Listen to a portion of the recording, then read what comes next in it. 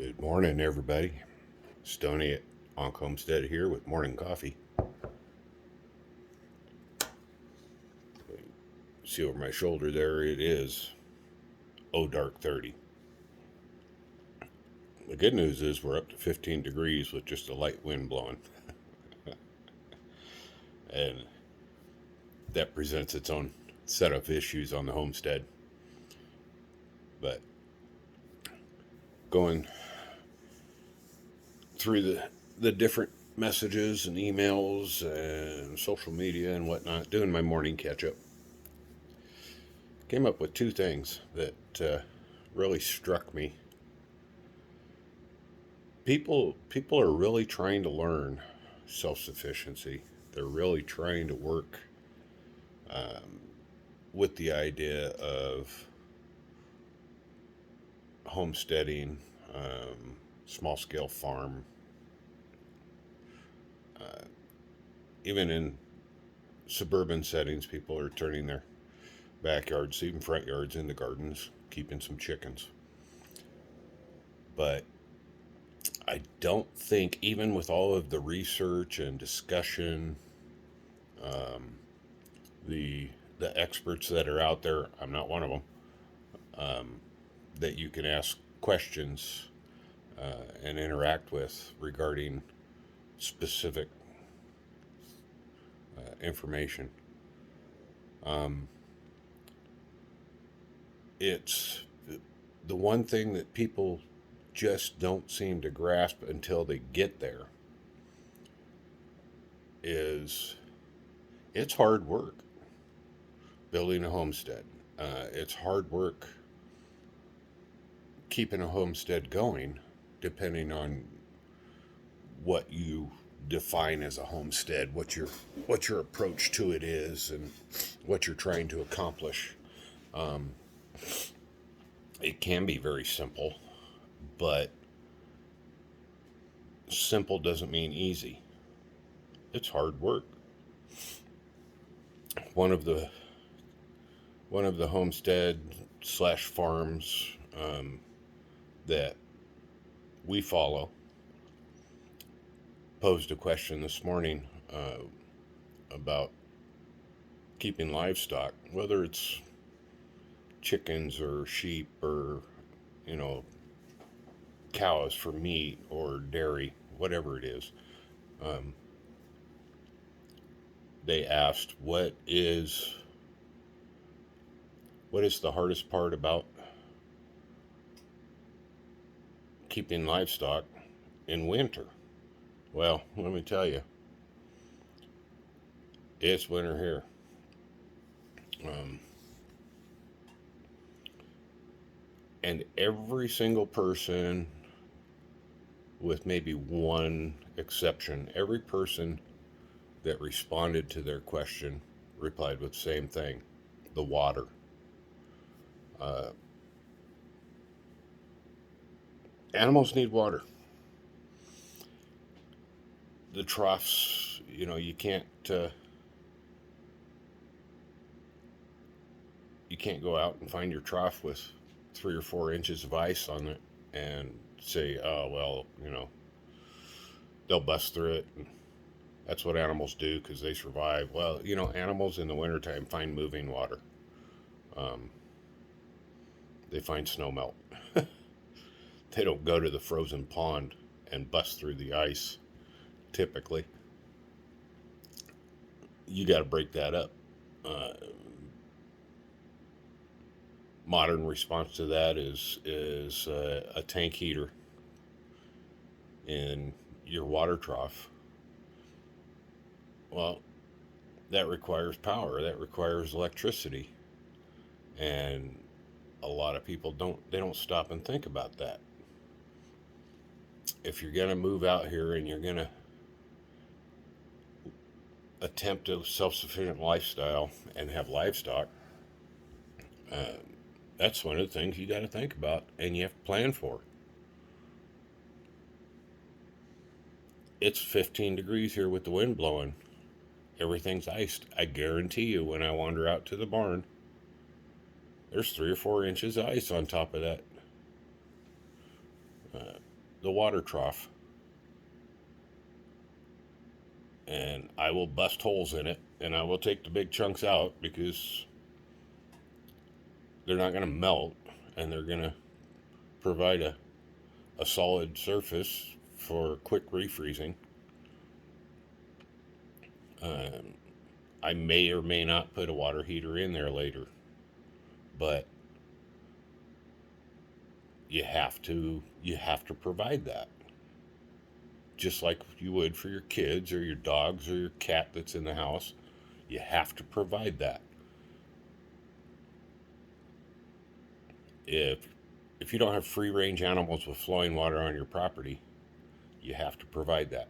That means that you get your butt out of that bed, bundle up whether you like it or not. It doesn't matter if the winter is coming through in a blizzard that prevents you from seeing the barn from your porch at 50 yards. You slug your butt out there and you deal with that. Those animals need to have their water. Same with feed. A couple of years ago on an old farm, a few years back, someone was letting my chickens out. They would open up the run attached to the coop and let the chickens out because they said I wasn't watering them. Well, first of all, that's fucking illegal. Sorry for the language, but that's illegal. Second of all, my chickens were brooding. Some of them had hatched. And by letting them out of the run, I lost every single one of those brand new chicks to hawks and other predators because they couldn't bother to step 3 feet inside the pen and look and see that the water was full and there was debris stuck in the valve. When I went out there, I went, oh, the little trough at the bottom of the water is dry. And I stuck my finger in the valve and got out the things that were stuck in there. And lo and behold, there were 5 gallons of water available to my chickens. Too late. I'd already lost all of my new chicks. And because of somebody's ignorance and arrogance, we ended up getting rid of all of those, that entire flock, because this was a repetitive action. Potent notices were posted, and they were torn down because somebody else knew better, but did not bother to gather information. They just reacted.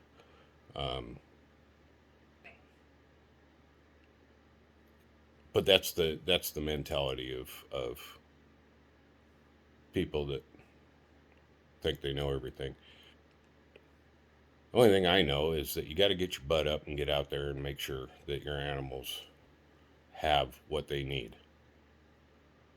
You go to your kitchen sink and turn the valve on and get a glass of water, or your Berkey water system, or bottled water, God forbid, or whatever it is. Easy peasy. Pretty sure your livestock can't do that. Get your butt up, get out there, make sure that they have water available. The other thing that came up, I kind of touched on it a minute ago. Prepare yourself before you get in here to the homesteading lifestyle or self-sufficiency. It's a simple life, and if it's not simple, you're doing something wrong. Simple does not mean easy. Simple means that there's a routine that you go through and you do 2 or 3 steps and a job's done because you've done the preparation. You've got it all laid out. You put in the hard work. And then you move on to the next thing that may be 1, 2, or 3 steps, and it's done, but it's daily. A homestead is built and designed to provide for you, but it's not modern technology. You can't write a program and it takes care of itself. You push a button and it spits out what you need. If you have a garden, you have to tend that garden. You have to water it. You have to feed it. You have to manage pests in order to get the most abundance from it. Sure, you can throw seed out there and let it go and harvest whatever it manages to produce. But if you're looking for self sufficiency, you have to take care of that. It's not simple. Or it is simple. Excuse me. It is simple. It's not easy because there's always a have to.